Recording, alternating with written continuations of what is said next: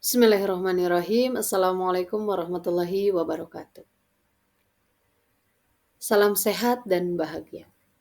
Bagaimana kabarnya hari ini anak-anak? Semoga Allah senantiasa memberikan kesehatan bagi kita semua. Amin ya Allah ya Rabbal Alamin.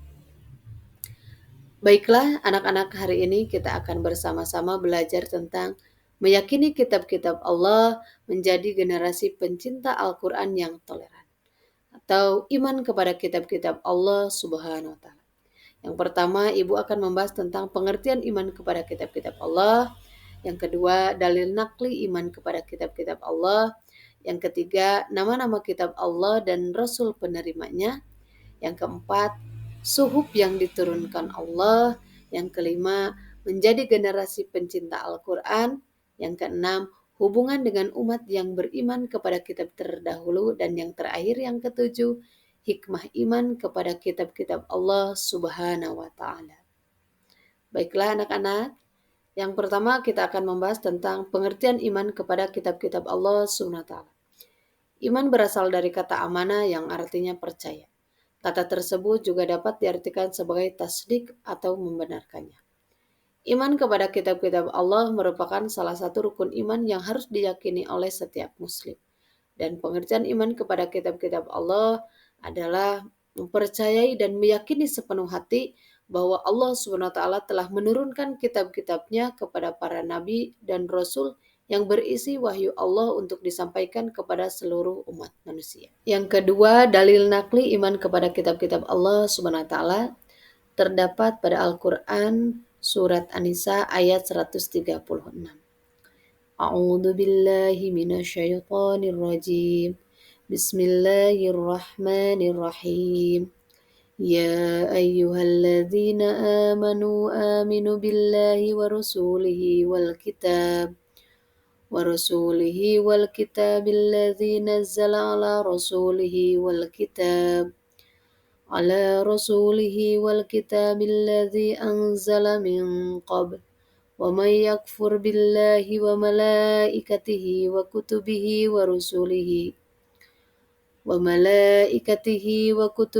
ورسله واليوم الآخر فقد ضل ضلالا بعيدا. Shadaqallahul azim. Yang artinya, wahai orang-orang yang beriman, tetaplah beriman kepada Allah, Rasul-Nya, kitab yang diturunkan kepada Rasul-Nya, dan kitab yang diturunkan sebelumnya. Siapa yang kufur kepada Allah, para malaikatnya, kitab-kitabnya, para Rasul-Nya, dan hari akhir, sungguh dia telah tersesat sangat jauh. Yang ketiga, nama-nama kitab Allah Subhanahu wa Ta'ala dan Rasul yang menerimanya. Kitab-kitab Allah Subhanahu wa Ta'ala yang wajib kita imani ada 4. Yang pertama, kitab Zabur. Kitab Zabur diwahyukan kepada Nabi Daud alaihissalam sekitar abad ke-10 sebelum Masehi di daerah Yerusalem, Palestina. Pokok ajaran kitab Zabur berisi tentang zikir, nasihat, hikmah, tetapi tidak memuat hukum-hukum syariat. Dan yang kedua, kitab Taurat. Kitab Taurat diwahyukan kepada Nabi Musa alaihissalam di Bukit Tursina, Mesir, yakni pada abad ke-12 sebelum Masehi. Pokok ajaran kitab Taurat berisi tentang akidah atau tauhid dan hukum-hukum syariat. Yang ketiga, kitab Injil. Kitab Injil diwahyukan kepada Nabi Isa alaihissalam sekitar abad pertama Masehi di daerah Yerusalem. Pokok ajaran kitab Injil sama dengan kitab sebelumnya. Namun sebagian menghapus hukum-hukum di kitab Taurat yang tidak sesuai dengan zaman itu. Yang keempat, yakni kitab Al-Quran. Kitab Al-Quran diwahyukan kepada Nabi Muhammad SAW pada abad ke-6 Masehi, yakni di 2 kota Mekah dan Madinah yang berada di Arab Saudi. Al-Quran merupakan kitab suci terlengkap dan abadi sepanjang masa. Kitab ini membahas tentang akidah, hukum syariat, muamalat, janji dan ancaman, serta sejarah umat yang lampau. Dan yang keempat, suhuf yang diturunkan Allah Subhanahu wa Ta'ala. Suhuf berarti lembaran wahyu Allah Subhanahu wa Ta'ala. Suhuf yang diturunkan Allah untuk para nabi berjumlah 100. Dan nabi yang menerima suhuf yang pertama, Nabi Sid alaihissalam, menerima sebanyak 50 suhuf. Yang kedua, Nabi Idris alaihissalam menerima sebanyak 30 suhuf. Dan yang ketiga, Nabi Ibrahim alaihissalam menerima sebanyak 10 suhuf. Dan yang keempat, Nabi Musa alaihissalam menerima sebanyak. Untuk nomor 5, menjadi generasi pencinta Al-Quran. Generasi pencinta Al-Quran adalah generasi Muslim yang senantiasa berinteraksi dengan Al-Quran sebagai bentuk amalan setiap hari. Amalan yang dimaksud yakni yang pertama, membaca Al-Quran setiap hari, yang kedua, memahami makna dari setiap ayat Al-Quran, mentadaburi ayat dalam Al-Quran, dan mengamalkan kandungan Al-Quran. 6. Hubungan dengan umat yang beriman kepada kitab terdahulu. Bersahabat dengan umat yang percaya pada kitab-kitab suci sebelum Al-Quran merupakan hal yang penting bagi seorang Muslim. Umat yang percaya pada kitab-kitab seperti Taurat, Injil, dan Zabur disebut sebagai umat yang beriman kepada kitab terdahulu.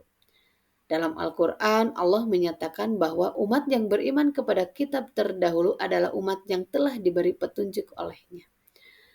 Kita harus menyadari bahwa umat yang beriman kepada kitab-kitab suci sebelum Al-Quran merupakan bagian integral dari sejarah umat manusia. Ajaran-ajaran yang dipercayai oleh umat yang beriman kepada kitab terdahulu telah memberi pengaruh besar terhadap perkembangan umat manusia, termasuk umat Islam. Nah, oleh karena itu, kita harus menghargai dan mempelajari sejarah umat yang beriman kepada kitab terdahulu, serta tidak menghakimi atau membenci mereka secara tidak adil. Dan adapun cara menjaga hubungan yang harmonis dengan orang yang beriman pada kitab terdahulu, yakni peka terhadap perbedaan, belajar dan memahami, komunikasi terbuka, menghormati dan mengasihi sesama, dan yang terakhir membiasakan toleransi dalam lini kehidupan.